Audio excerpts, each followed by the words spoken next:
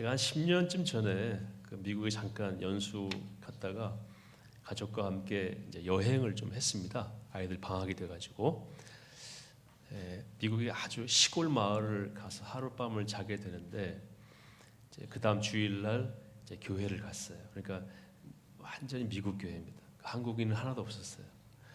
그래서 그 목사님이 예배 끝나고 이제 저보고 자기 소개지 말라고, 동양인이 한 가족이 와 있으니까. 그래서 제가 미국 사람들은 어디서 왔냐 그러면 일단 미국 내에서 어디서 왔는가를 먼저 이야기하고 그다음 또 추가적으로 이야기를 하는데, 그 주가 다른 주였고 저는 이제 캘리포니아에 있다 갔기 때문에 저 캘리포니아에서 왔습니다 그렇게 얘기하고, 저의 그 원래는 한국에서 왔습니다. 그리고 한국의 육군 군목으로 현재 재직하고 있다가 이제 국가에서 이렇게 공부를 좀 하고 오라고 그래서 공부하는 중에 여기 방문했다고 그렇게 설명을 했어요. 그랬더니 예배 끝나고 나서 이제 몇몇 분이 저한테 오시더라고요. 꼭 있습니다. 제가 미국 여러 개를 방문하면은 꼭 그런 분들인데, 어떤 분들이냐면 참전 용사들이 계세요. 꼭 오셔가지고요, 정말 저를 아들처럼 제가 주인공이 돼요. 순간 제가 여러 번 경험했어요. 여기 앉으라고 그러고 누구도 오라고 그래가지고 오면은 그분들이 참전 용사급이거나 한국에서 근무했던 주한 미군 출신들이 꼭 계세요. 많은 경우에 뭐 10여 명도 계셔가지고 저를 마치 무슨 지휘관처럼 제가 무슨 말을 하면 다 듣고 박수 쳐주고 한국 잘 된 거 너무 좋아하고, 그래서 그런 몇 분들하고 이제 수인사를 나누고 나오는데, 키가 장만한 백인 할머니가 저를 딱 저 문 뒤에 등을 대고 기다리고 계시더라고요. 손에 뭘 들고 계셨어요. 그랬더니 아까 한국에서 온 그 군목이라고 그랬냐고, 그래서 맞다고 그랬더니 그러면은 그 작년에, 그러니까 그때가 2014년이었고요. 2013년도에 그 아프가니스탄에 파병간 한국군끼리 서로 총으로 사람 죽인 거 알고 있느냐고. 제가 알고 있다고 그랬죠. 왜냐하면 바로 그 현장에 있던 병사가 저희 병사였어요. 저한테 이 친구가 귀국을 해가지고 그걸 자세히 설명해 줬어요. 어떻게 하다 말다툼이 일어나게 되었고, 그것이 이제 확장이 되니까 후배가, 그 장교 후배가 밖에 나가더니 자기 총을 가지고 와서 쐈다 하는 얘기를 저한테 해줘가지고, 신문에 나와서도 알고 있지만 저는 비교적 소상히 알고 있었어요. 근데 그 할머니 그걸 물어보시는 거예요, 저한테.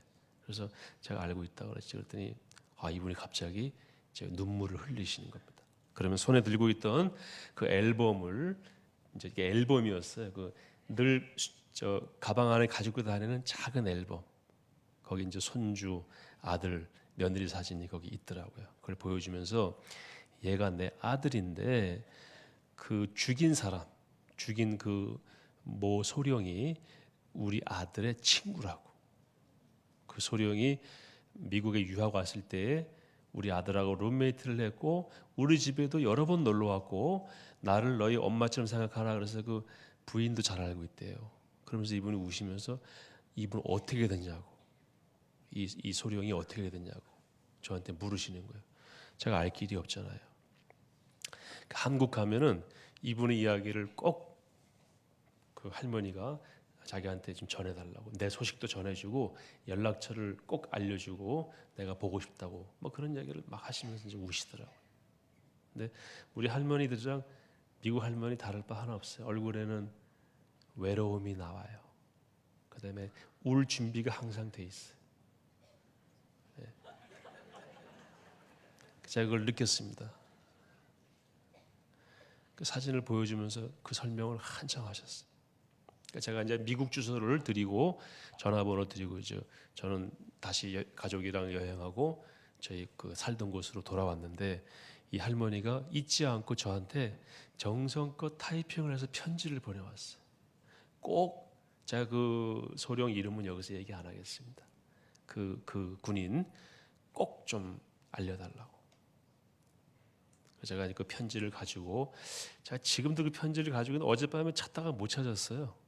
이사를 한 열 몇 번 다니다 보니까 어딘가에 있을 텐데 요만한 편지, 조그만한 편지인데 그저 한국에 귀국을 해가지고 이제 헌병대장한테 가서 그 물어보니까 육군 교도소에 지금 복역 중이라고 그러더라고요.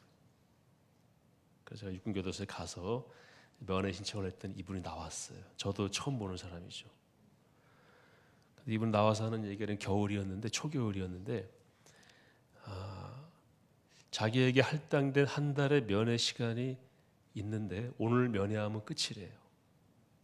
누가 와도 면회 못 하는데 모르는 사람 이름으로 면회 신청에 들어와서 머뭇거리다가 오늘 이상하게 말씀 보고 기도하는 중에 누가 올 것 같은 그런 생각이 자꾸 들어서 자기가 허락을 했다는 겁니다. 그래서 나왔는데 목사님이시군요 그러더라고요. 저도 이제 군복을 입고 갔죠. 그래서 이제 그분 안부를 전해드렸더니 깜짝 놀라는 거예요. 그 편지를 주고받고 옥중에서 저랑 이제 편지 주고받고 제가 책도 보내주고 그렇게 이제 했었습니다. 한 6개월쯤 뒤에 편지가 왔는데 6년형을 선고받았고 집행유예로 곧 풀려납니다. 그렇게 왔고 그리고 저는 이제 미국으로 갑니다. 가족들은 그때 미국에 있었어요. 그래서 가서 그 할머니를 꼭 만나 뵙겠다고 이렇게 편지가 왔었습니다. 제가 뭐 오늘 설교하고 딱 맞는 말씀인지는 모르지만 아주 저한테는 잊지 못할 이 기억입니다. 어떻게 거기서 그 할머니를 제가 만났고 그 할머니는 그렇게 안부를 묻고 싶어 했던 그 사람의 이야기를 저를 통해서 알게 되고 제가 나중에 다 알려드렸죠. 할머니한테 전화드려가지고 제가 만났어요. 그랬더니 너무 좋아하시더라고요. 자, 오늘 제가 드리고자 하는 말씀은 뭐냐면 그분이 지금은 자유의 몸이 되었어요. 자, 심정적으로는 살인자의 정서가 있죠. 그리고 죄책감이 있을 겁니다. 그러나 법적으로는 뭐가 됐습니까? 자유함을 얻었습니다. 많은 보고 싶은 사람들 그 아내와 아이들의 품으로 갔습니다. 다시 그를 감옥에 집어넣을 수 있나요? 있으면 한번 해보세요. 심지어는 그분에게 너 살인자라고 말을 해도 안 됩니다. 법적으로 그거는 모욕죄에 걸리게 돼 있어요. 제가 이제 이 구원에 관한 말씀들을 로마서 여기저기 있는 것들을 모아서 설교를 여러 번 했는데 오늘 이 부분에 관해서 이제 거의 마지막이라고 보시면 돼요. 예수님께서 우리를 대신해서 감옥으로 들어가셨어요. 그리고 감옥에 있던 우리를 밖으로 보내셨어요. 그리고 당신이 우리가 감옥에서 당할 모든 어려움을 궁극적으로 다 당하셨습니다. 그런 우리를 그렇게 해서 해방된 우리를 다시 감옥으로 들여보낼 힘은 존재하지 않습니다. 그런데 우리가 교회 생활이나 신앙생활 하다 보면은요, 자꾸 여기에 흔들리는 그런 일들이 있을 수가 있습니다. 그래도 내가 죄인인데, 내가 깨끗하지 못한데, 아니 그래서 예수님이 오셨잖아요.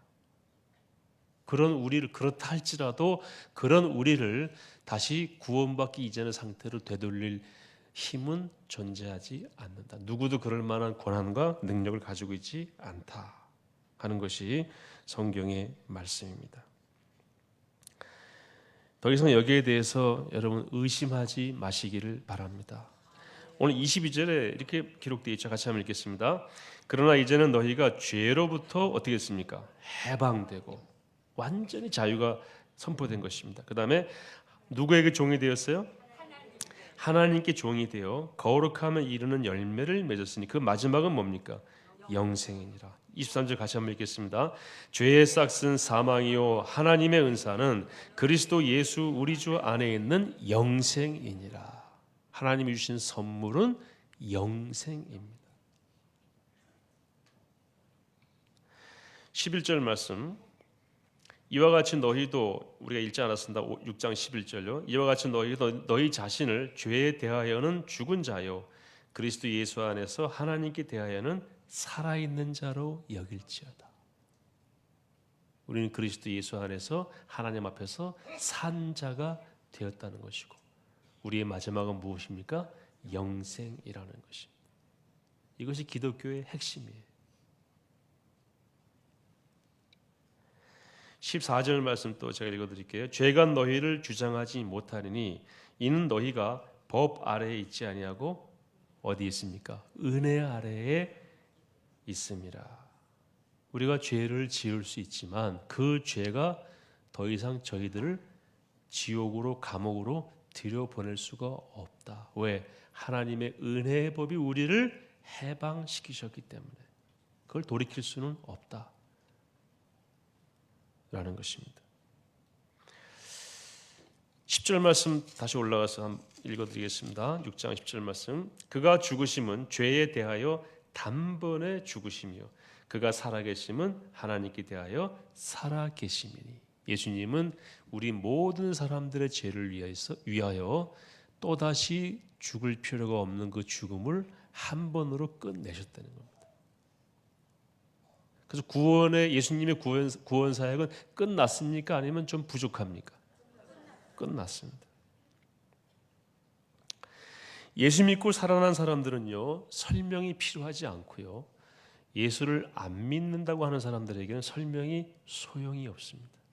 우리는 예수님 믿고 영생을 확신하는 사람들이죠. 그래서 이런 설명 많이 해도 그거 내가 구체적으로 잘 몰라도 상관없는 게 내 안에 뭐가 있어요? 생명이 있기 때문에. 생명이 없는 사람들은 그걸 설명해 보려고 노력을 많이 하는데 설명이 너무 많아요. 그래서 그 안에 생명이 없음을 다 노출하게 돼 있습니다. 구원을 받으려면 선행을 해라. 너 악하지? 너 선하냐? 자꾸 선악으로 몰고 갑니다. 그거는 생명을 가진 자들이 관심 갖는 분야가 아닙니다. 구원을 받으려면 선행을 하라. 얼마나 선행을 해야 구원받습니까? 누가 그 기준을 정해놨나요? 누가 그 기준을 정할 자격이 있습니까?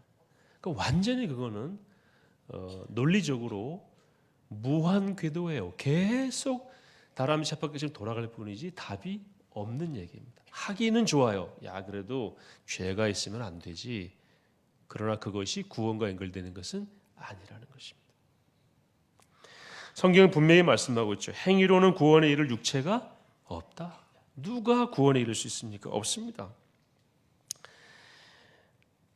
행위로 구원에 이를 수 있다고 이야기한다면 예수님이 이 땅에 오셔서 하신 모든 사역은 다 낭비였어요.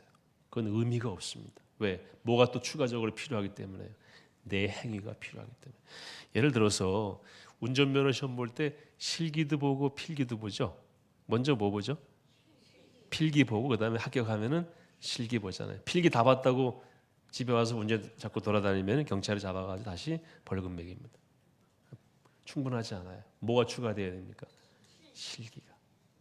그 예수님이 돌아가신 것은 구원에 충분하지 않고 우리가 또 추가적으로 선행을 해야 한다라고 가르치는 종교가 있어요. 그건 무슨 말이냐면 마치 필기로만 충분하지 않듯이 예수님의 십자가 사건으로만 충분하지 않다는 얘기예요.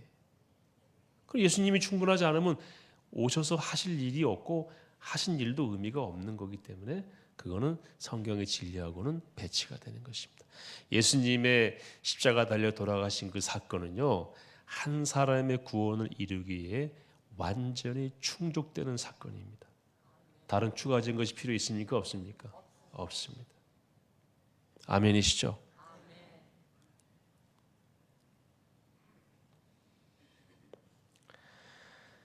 요즘 세계 신약학계, 구약 신약 중에 신약학계의 화두 가운데 하나가 주요한 주제 가운데 하나가 제가 최근에 어떤 우리나라의 그 대표적인 신약학자한테 들었어요.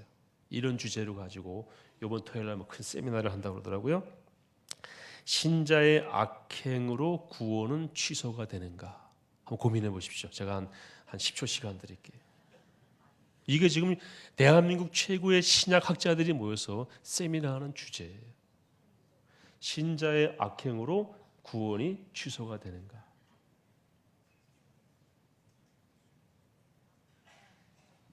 어떻게 생각하십니까? 제가 논리적으로 이게 문제가 있다는 걸 말씀드릴게요. 예수님은 의인을 부르러 오셨다고 그랬습니까? 죄인을 부르러 오셨다고 그랬습니까? 그러면 이 사람은 의인은 아니네요. 악행한 자네, 그죠? 악행한 자. 악행한 자도 불러서 구원하셨는데 예수 믿고 구원 확신을 가진 사람이 좀 악행을 했다고 그래가지고 그건 취소가 되면 차별이네요. 생으로 예수 안 믿는 사람은 구원하는데 오히려 예수 믿고 좀 살려고 하는 사람이 다시 죄를 지으면 그건 구원하지 않으신다. 그건 차별이죠. 논리적으로 말이 됩니까? 왜 이런 얘기가 나올까요? 구원을 못 받았기 때문에 이런 얘기가 나오는 거예요. 본인이 구원의 확신이 없으니 구원을 만지작거리는 거예요. 구원은 내 것이고 내 안에 들어와 있는 것이고 내 안에 이미 일어난 사건입니다. 이건 의심할 이유가 없고요. 의심할 근거도 없어요. 내 마음에 그런 확신이 없으니까 자꾸 가지고 문자 가지고 만지작거리는 것이 지나지 않아요. 제가 이번 토요일 날 세미나에 가서 참석해서 듣고 싶은데 다른 사역이 있어서 가지는 못합니다만은 다 그런 일인데 사실은 우리가 이런 것들을 사도 바울의 표현에 의하면 뭡니까? 다 배설물 같은 것들입니다. 뉴욕 가보신 분하고 안 가보신 분하고 서로 대화를 시키면 안 가보신 분이 이길 때가 많아요. 그분들은 공부를 많이 합니다. 안 가봤기 때문에 열심히 공부해서 그 뉴욕 가보시면 뉴욕 어때 그러면 저한테 물어보시는데 한마디로 말해요. 복잡해. 아 복잡해. 왜요? 내가 경험했기 때문에 긴 말이 필요가 없어요. 뉴욕에 관한 세미나를 할 필요가 없습니다. 여기에 속지 마시라는 거. 거창한 주제가 딱 던지면요 어떤 성도는 흔들립니다. 근데 잘 고민해 보시면은 논리적으로 모순이 있고 성경적이지 않습니다. 예수님은 우리의 구원을 위해서 모든 값을 다 치르셨고 우리를 감옥에서 내보내셨어요. 다시 우리를 감옥에 들여보낼 힘이 존재하지 않습니다. 만약에 다시 우리를 누가 감옥으로 들여보낼 수 있다면은 그분이 하나님이세요. 논리적으로 말하면. 근데 하나님이 그거 그렇게 설명하시지도 않고 그럴 여유를 남겨두시지도 않았습니다. 여러분 베드로가 얼마나 악행을 했습니까? 예수님은 어떻게 했어요? 3번이나 나중엔 저주까지 했어요. 여기 계신 분 가운데 저를 저주하는 분 아직 안 계시잖아요. 그런데 베드로는 그 일을 했어요. 면전에서. 예수님이 성경을 잘 보시면 영어 성경에 보시면 영어식 표현으로 예수님하고 베드로가 눈이 마주쳤을 때 예수님이 오히려 눈을 피하신 걸로 표현되어 있어요. 베드로가 미안해할까 봐. 그 전에 예수님이 베드로한테 얘기했잖아요. 네가 나를 3번 부인할 거다. 베드로가 뭐라고 그랬어요? 그럴 리가 없습니다. 다 부인해도 저는 안 합니다. 다른 제자들 부인했습니까? 안 했습니까? 다 했어요. 걔네들은 다 도망가고 없었어요. 아예. 그래서 저는 베드로가 그중 제일 낫다고 봐요. 베드로는 어디까지 갔습니까? 그래도 뜰안까지 갔어요. 다른 사람들은요 다 도망갔어요. 그래서 예수님이 베드로를 쳐다보다가 눈을 돌리세요. 그런 악행이 어디 있습니까? 근데 그 베드로도 이미 받은 구원이 취소가 되지 않았어요. 구원은요 우리가 좌우할 수 있는 것이 아닙니다. 히브리 7장 27절에 그는 저 대제사장들이 먼저 자기 죄를 위하고 다음에 백성의 죄를 위하여 날마다 제사 드리는 것과 같이 할 필요가 없으니 이는 그가 단번에 자기를 드려 이루셨습니다. 죄를 용서받는 제사를 매번 죄가 있을 때마다 할 필요가 이제 없다. 한 번의 제사로 모든 죄에 대해서 예수님이 정리하셨다. 누구를 제물로 드리신 겁니까?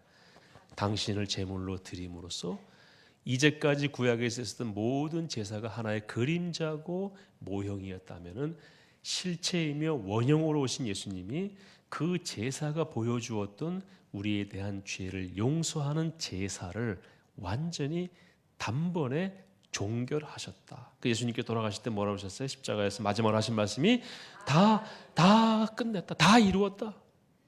남아 있는 것이 없다. 그렇게 선포하셨어요.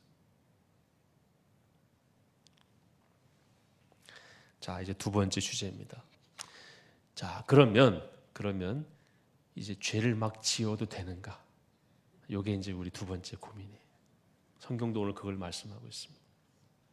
예수님이 우리를 구원하셨고 그분이 우리의 모든 죄가를 다 지불하셨고 그래서 우리가 우리의 행위랑 상관없이 은혜의 법 아래에서 생명을 얻게 되었다. 그러면은 이제 막 죄를 지어도 되는가? 이 질문입니다. 자, 우선 먼저 하나만 정리하고 가죠. 여러분, 예수님을 우리 구주로 영접하셨습니까? 예수님이 십자가에 돌아가신 이유를 아십니까? 그분이 오셔서 우리와 우리 모든 인류의 죄를 대신해서 우리는 도저히 해결할 수 없는 죄의 문제를 해결하시고 우리가 받아야 될 모든 징계를 대신 떠안으시면서 저주를 받으신 거예요. 지난주 주일에 우리 그런 설교 목사님이 하셨죠. 예수님은 저주 받으신 거예요. 우리 대신. 그래서 우리가 저주 받을 필요가 없게 되었어요. 이것이 구원의 핵심입니다. 그래서 우리가 이제 그럼 오늘 밤에 만약에 주님이 부르신다면 천국에서 깨어날 확신이 있으세요? 주무시는 분은 한번 확인해 보셔야 되겠네요. 저는 고등학교 3학년 때까지 이 확신이 없었습니다. 열심히 교회는 다녔지만 왜냐? 누군가 저한테 이렇게 정확하게 얘기를 안 해줬어요. 그냥 여전히 교회 가도 죄 짓지 말라고만 얘기했어요.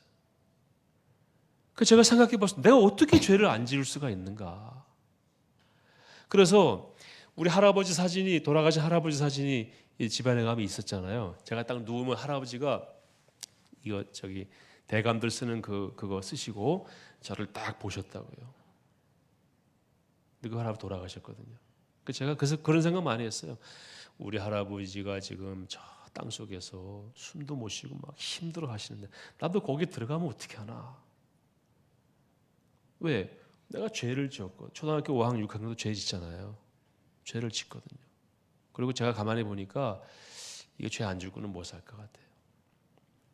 그래서 교회에서 그때는 일주일 동안 부흥회 했거든요. 부흥회 할 때 새벽부터 밤까지 교회 가서 이부자리 깔고 모든 우리 식구들이 예배를 드릴 때 그때는 천국 갈 것 같더라고요. 그래서 고립된 그리스도인이 나올 가능성이 있어요. 거기에 그걸 종교 중독이라고 얘기합니다. 거기서 못 나오는 거예요. 이제 왜? 나가면 죄 지을까 봐. 뭐가 없는 겁니까? 자유가 없는 거예요. 오늘 설교 제목이 해방과 자유죠. 자유가 없는 거예요. 나가면 죄 지을 것 같아요. 그래서 제가 진짜로 그때 죽기를 원했어요. 지금 죽으면 딱 가겠다. 그것도 제 느낌일 뿐이죠. 제 느낌일 뿐이에요. 그래서 신앙은 감정이 앞서가면은 안 돼. 느낌이 앞서가면은 안 됩니다. 제일 먼저 말씀, 사실이 앞서가고 그 뒤에 의미가 따라가고 그다음 감정이 따라가고 그 뒤에 행동이 따라가는 거죠. 제가 그 부흥회 끝나고 나면 제가 영파가 돼가지고 친구들도 막 전도하고 그랬어요. 다 친구들이 보면 해프닝으로 보이죠. 내 마음에 뭐가 없으니까 진정한 기쁨과 자유가 없이 다급함만 있는 거예요. 그래서 할 수 없어요. 또 다음 부흥회를 기대하자. 그 다음 부흥회 때 재수가 좋아서 죽으면 다행이고 또 살면 또 그 다음 부흥회를 기대하자. 그리고 고등학교 때까지 왔는데 제가 전도한 친구가 예수를 바로 영접한 거예요. 그리고 저를 딱 보니까 얘는 사입이란 말이에요. 저한테 밤에 찾아와서 제가 아마 이 말씀 드린 적이 있었던 것 같아요. 찾아와서 너 진짜 예수 믿어야 된다고. 그래서 예, 진짜 예수 믿어야 된다고. 그 친구 손에 이끌려서 예수님을 영접하게 됐어요. 처음 된 자가 나중 되고 나중 된 자가. 그래서 제가 혹시 이 가운데에도 고등학교 3학년 때 저 같은 분들이 계실까 봐 드리는 말씀이에요. 교회 왜 오십니까?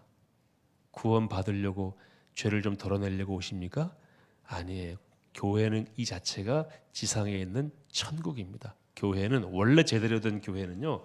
성경적으로 신학적으로 정확한 교회의 구성원은 예수님을 영접한 사람만이 구성원입니다. 지상에 있지만 천국을 소유한 사람만이 지상교회의 구성원입니다. 교회 왜 옵니까? 구원받은 감격 때문에 하나님을 예배하고 말씀을 같이 나누고 교제하면서 오늘 이곳에서 천국을 느끼고 이 천국을 확대하기 위해서 모이는 것입니다.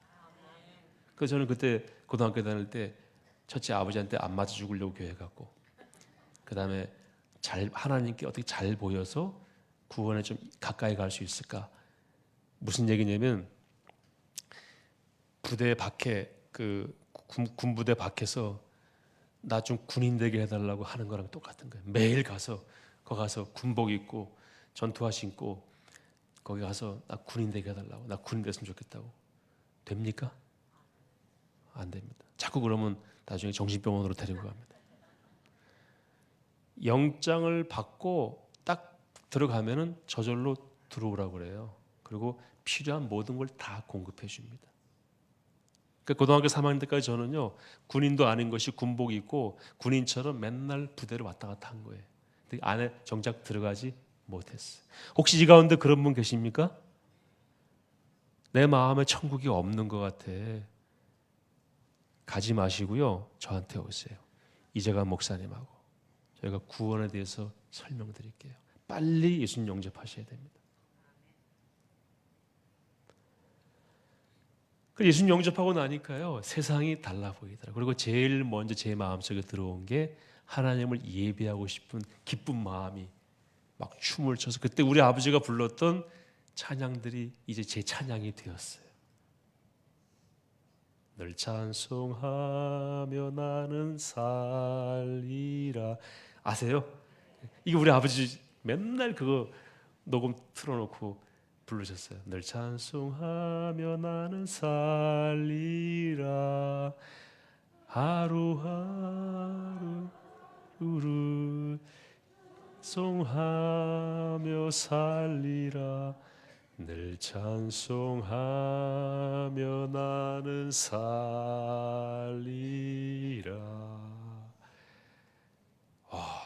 아주 세상이 달라진 거죠. 이제 태어난 거죠. 태어났으니까 이제 잘하는 게 남아 있잖아요. 하나님이 잘하게 하시는 걸 느꼈는데, 그 전에는 교회 아무리 가도요, 믿음이 잘하지 않아요. 왜냐하면 태어나질 않았으니까. 그리고 모든 헌신이 거기 머물러 있어요. 완전히 달라지는 거예요. 자, 이게 첫 번째 정리한 내용이고, 두 번째는 그럼 이제 우리가 이렇게 받은 구원은 우리 악행으로 취소가 되지 않고 어떤 힘도 구원을 취소할 힘이 없으므로 이제 마음 놓고 죄 지어도 되는가? 이게 두 번째 질문이라고 그랬잖아요. 어떻게 생각하십니까? 성경은 뭐라고 말씀하고 있죠? 그럴 수 없다. 왜 그럴 수 없습니까? 이게 중요한 거예요. 예? 그럼 죄 안 지으세요? 1, 2, 5서 설교하시는데 내려갈게요. 죄 안 지으신 분 나오세요. 설교하세요. 자격이 있습니다. 그건 또 아니잖아요. 그럴 수 없다는 말은 단호한 죄 짓지 말자라고 하는, 죄를 지으면 안 된다라고 하는 단호한 선포. 우리가 세례 받을 때에도 다시는 죄를 짓지 않겠다고 선언합니다. 선서했어요. 그런데 여전히 우리가 마음으로도 죄를 짓고 또 우리가 몸으로도 죄를 짓는 경우가 있단 말입니다. 근데 그럴 수 없다라고 했으니까 이건 무슨 말씀이냐면은 그리스도인은 이제 죄와 멀어진 삶을 살려고 부단히 노력해야 된다라는 강조로 받아들여야 됩니다. 자연적으로 죄를 안 짓는 건 아니에요. 왜? 우리는 아직 구원받은 죄인이기 때문에.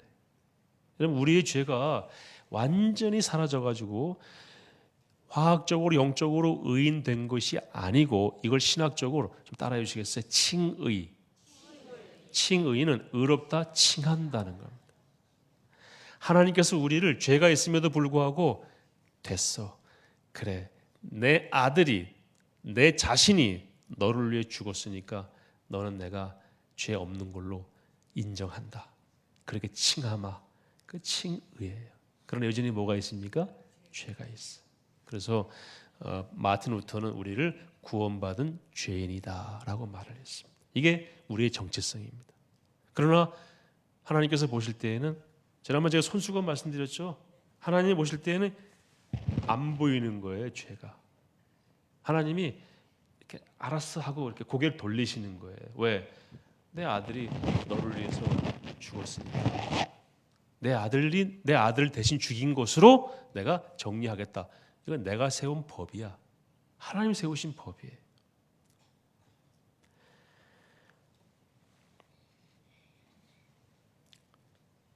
그런데 우리 그리스도인이 그리스도인 아닌 사람보다 죄를 더 많이 짓는가? 저는 그렇지 않다고 봐요. 통계가 나와 있는데요. 천국과 지옥이 있다고 믿는 사람은 그렇지 않은 사람보다 40%나 죄를 덜 짓는데요. 그럼에도 불구하고 여전히 우리는 죄를 지을 수밖에 없죠. 알라스카에 가보니까요, 와, 그 마트 앞에 술이 산더미처럼 쌓여 있어요. 알라스카 사람도 술 때문에 다 망했다고 보시면 돼요. 알라스카 원주민에게는요, 1인당 $1,000씩 1년에 돈을 줍니다. 정부가 6명이면 $6,000에 600만 원을 줘요. 대부분 술로 탕진합니다. 그래서 알라스카 가시면은 거리 어기어기에 알코올 중독자들이 이렇게 서 있는 분들이 많아요. 술 먹고 하루 종일. 그리고 여러 명이 모여서 이렇게 호텔 방 하나 빌려서 싸게 한 뭐 5불씩 내고 거기 모여서 맨날 술 먹습니다. 추우니까 술 먹다가 그게 또 다시 술이 사람을 먹는다고 그러잖아요. 그래서 알라스카에 미국 본토에서 선교사들이 많이 가시는데 주로 술 치료하러 많이 가세요. 알라스카에 쌓여 있는 그 술을 보면서 그 생각했어요. 야, 나는 저 술 한 방울도 안 먹었는데 저걸 누가 다 먹는가? 그런 생각해봤어요. 우리 그리스도인은 술 잘 안 드시잖아요. 물론 술 얘기하면 입안에 침이 도시는 분들 계시겠지만 술만 해도 그래요. 우리나라 1,000만 명 그리스도인이 대체로 술을 안 먹습니다. 술 먹으면 반드시 죄 짓게 돼 있어요. 그런 거 하나만 봐도 기독교인은 어떤 생활 범위 자체가 죄를 짓는 자리에 가지 않습니다. 12월 25일에 우리 어디 옵니까? 다른 사람들 어디 갑니까? 죄 지으러 가요. 24일, 25일 난리입니다. 그래서 우리 작년에 한 10,000명 정도 모여서 축제했잖아요. 그 축제의 자리는 우리를 죄로부터 가둬주는 자리예요. 우리가 예수 안 믿었으면 다 어디가 있겠어요? 명동, 강남, 홍대 앞에 가가지고 부어라 마셔라 난리 쳤겠죠. 성탄절이 뭔지도 모르고 죄를 많이 안 짓습니다. 저는 그렇게 믿습니다. 얼굴 뵈면 알 수 있어요. 그런데도 뭡니까? 우리는 죄인입니다. 이렇게 정리하겠습니다. 죄를 지어도 된다는 말은 아니에요.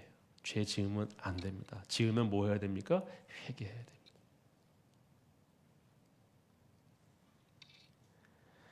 그렇다고 죄를 지으면 구원이 취소가 되는가? 그건 더욱 아닙니다. 왜? 우리가 죄를 안 지어서 구원받은 것이 아니었기 때문에.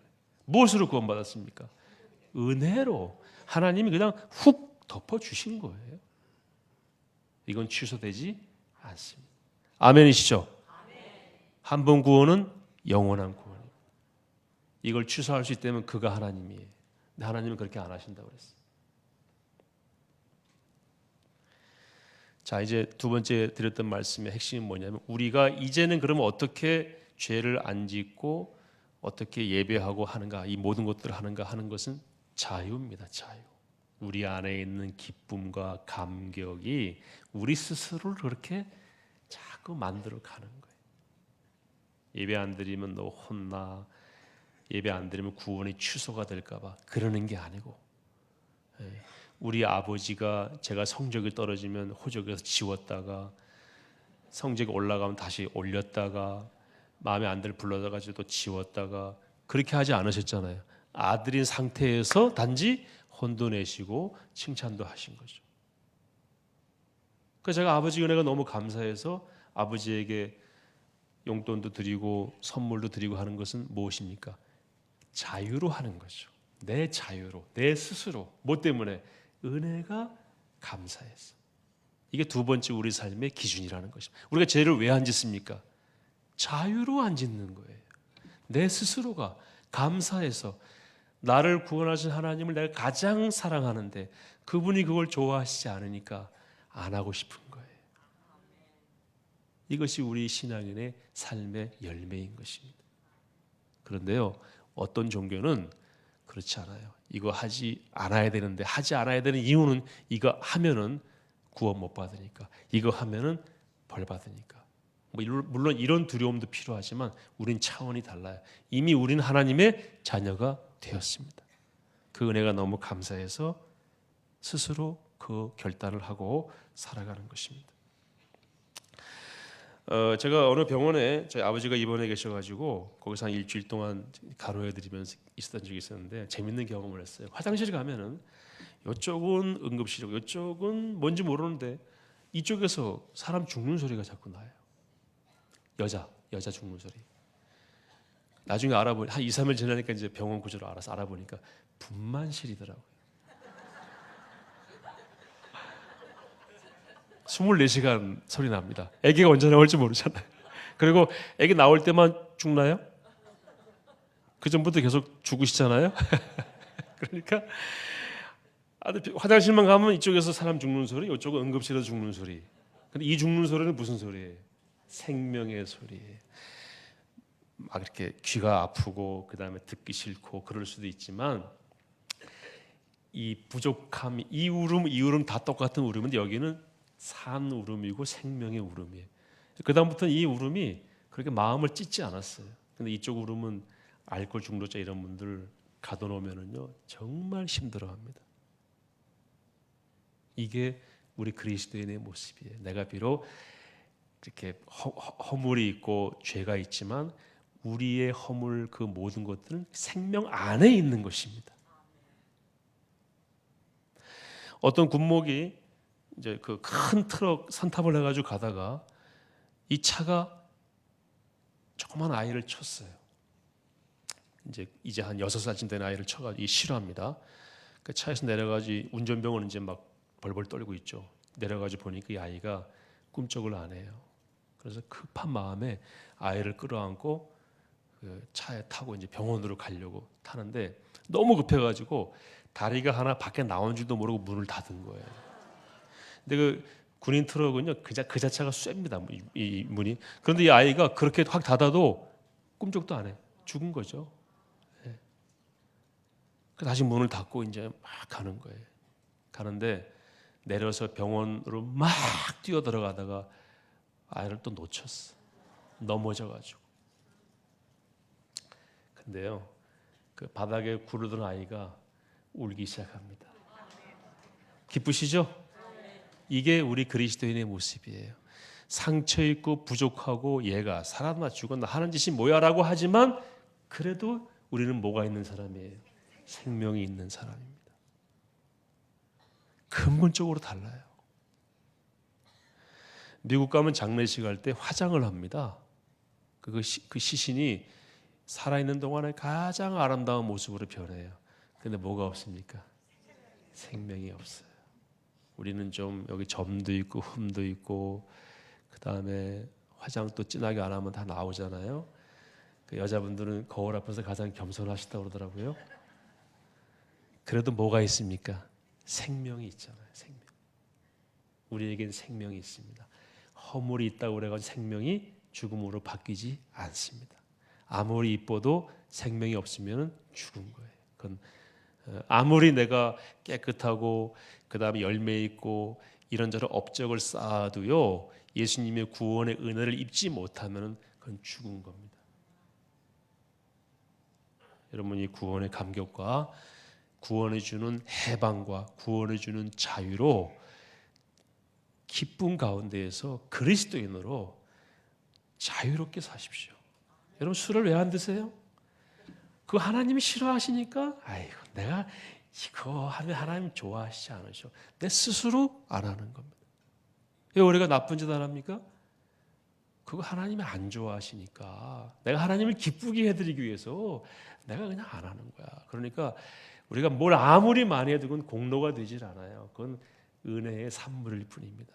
이런 기쁨과 감사가 넘치는 삶을 살게 되시기를 축복합니다.